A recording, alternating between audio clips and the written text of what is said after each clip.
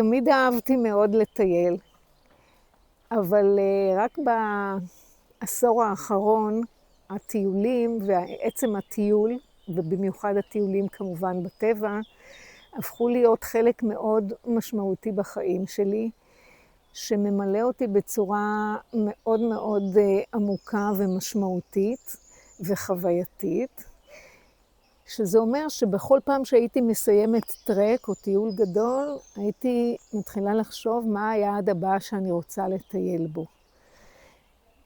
וזה לא רק היעד שבו מטיילים, אלא כמובן החוויה הפנימית שאתה עובר.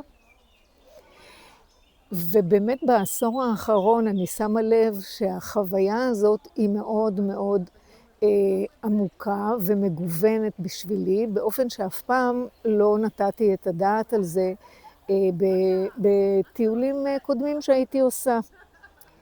וזה בהרבה מאוד מישורים, ובעיקר במישור של ההתמודדות שלי מול האתגר הפיזי בראש ובראשונה, ומול אתגרים אחרים. ושמתי לב שזה נותן לי הרבה מאוד חומר למחשבה, למה שאוהבים לכנות התבוננות פנימית, ומלווה אותי לאורך הרבה מאוד זמן, לא רק בטיול עצמו, אלא גם כשהטיול מסתיים, ממש הרבה מאוד זמן. אני אוהבת לעלות על הכתב את החוויות שלי מהטיולים. אני אוהבת לרדת לפרטי פרטים קטנים, ואני אוהבת גם בחלוף הזמן לקרוא מחדש את מה שאני כותבת ואת החוויות, ולחוות מחדש חוויות קטנות שעברתי, וזה לא משנה האם החוויה היא בהיבטים חברתיים, בהיבטים פיזיים, רגשיים, וזה מאוד מאוד מעסיק אותי. בקמינו, שזה אחד החלומות שאני מגשימה בימים אלה, אני מרגישה ביתר שאת את הנושא הזה של ההתמודדות הפנימית, ואת המחשבה על רבדים עמוקים ומגוונים של הייתי קוראת לזה ביני לביני, וביני לבין הטבע, וביני לבין הסביבה. אני מרגישה את זה בעוצמה מאוד גדולה. זה מאוד מיוחד בשבילי, ואני פשוט מאושרת שאני בחרתי לעשות את זה. זהו. את רוצה לספר גם על טיול אחר שעשית? איזו חוויה, יוצאת דופן של איזה אתגר כן, אני אספר על חוויה שהייתה לי בטרק הקודם לגיאורגיה. העפלנו לאחת הפסגות של הר הקזבג. זה היה מאוד מאוד מאוד מאתגר, הרבה יותר ממה שחשבתי.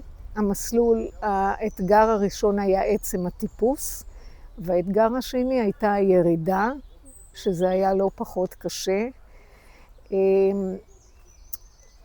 אני הגעתי ראשונה מהקבוצה אל סוף המסלול, ואני הרגשתי התרגשות עמוקה מאוד שהתמודדתי עם הקושי הפיזי. זה היה מאוד גבוה, אז הייתה לזה גם השפעה לפי דעתי על הנשימה. אבל אני פשוט הייתי בסוג של איזה היי מטורף כשסיימתי את הטיפוס, ועד כדי כך שהרגשתי שאני לא מסוגלת לאכול, לשתות, אני פשוט הייתי